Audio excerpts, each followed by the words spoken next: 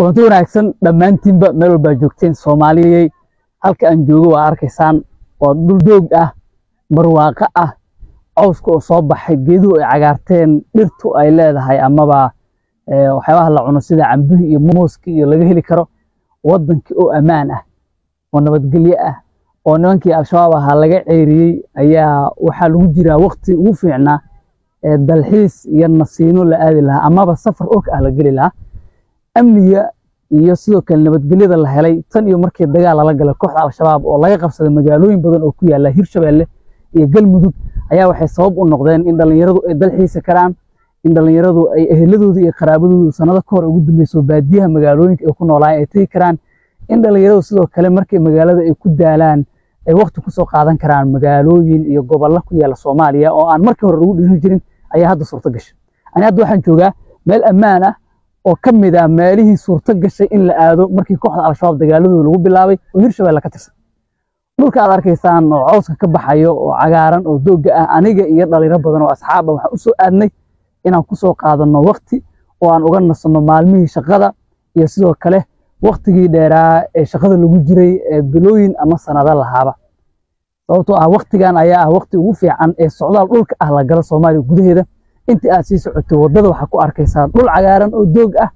iyo sidoo kale bulsho badan oo Soomaaliyeed oo waqtiyadan oo kale goobo inta isugu yimaado kulamo qaadanayo ama xus qabsanayo oo dabaaldegyo dhiganayo iyo sidoo kale waxa ku arkaysaa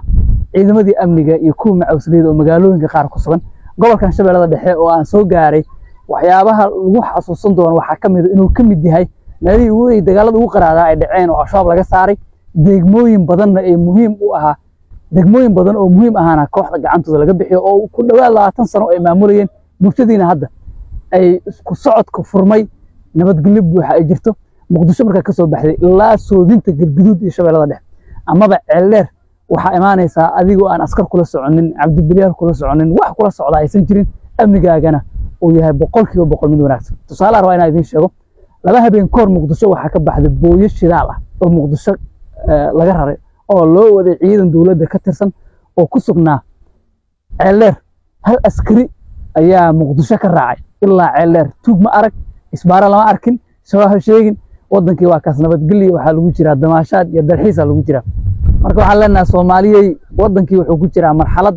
meesha ugu wanaagsaneed inkastoo hadda dagaaladu way istaageen oo dadka qaar is weydiinayaan dawladdu waxay ahayd wax kasto inay ka hormariso dagaalka al-shabaab oo dad badan oo raba inay deegaanadooda dhulkooda dib ugu laabtaan hadda ay dareemayaan xogaa niyad maadaama hawlgalkii uu istaagay haddana dadka Soomaaliyeed waxa horta la fursad ah inay ka faa'iideystaan dhulkii al-shabaab laga xoreeyay sidii horumarin loogu sameyn lahaa magaalooyinkii iyo degmooyinkii waaweynaa ee kooxda laga saaray waxay u baahan yihiin horumarin iyo waxay u baahan yihiin kaalintii bulsho ee dadweynaha inay halka ka maqan tahay dawladdu marka ay gudato kaalinteeda inkastoo wali xitaa dhinacii dawladda ay wax ka dhiman yihiin waxa ku leenahay soo dhaw Soomaaliya oo nabada dhulkii oo cagaaran oo doog ah oo nabadgelyo ka jirto ayaan kugu soo dhaweynaynaa oo Galmudug iyo Hirshabeelle meelo kamid ah kulanti wanaagsan waxaan leenahay jimco wanaagsan